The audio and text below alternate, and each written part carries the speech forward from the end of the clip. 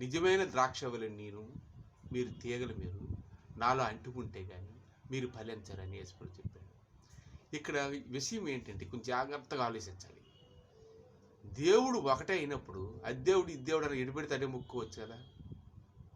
దేవుడు ఒకడే, ఎడిపెడితే మొక్కిదే మరి ఒకటి మనం మరిచిపోతున్నాం. సాతాను భూమి మీద ఉంది, దానికి నరకం ఉంది. దేవుడిని తప్పించి నామం మార్చినా ఏది మార్చినా సాతాను మనిషిలోకి వచ్చేస్తుంది. ఎందుకంటే దేవునికి ఆయన దానికి కమిట్మెంట్ అది. సాతాను చీకటి చేత ఎందుకు చాలామంది తాయితులు కట్టుకుంటారు. ఇవి తాయితులు కట్టుకుని వెళ్తుంటారు దెయ్యాలు పడుతున్నాయని. అవి ఆత్మలే, వాటికి నరకం ఉంది. అవి దేవుని తిరిగి వెళ్ళక అవి జీవం వాటికి లేదు, నిత్య జీవం లేదు. ఒకరోజు అగ్నిలోకి వెళ్ళాలి.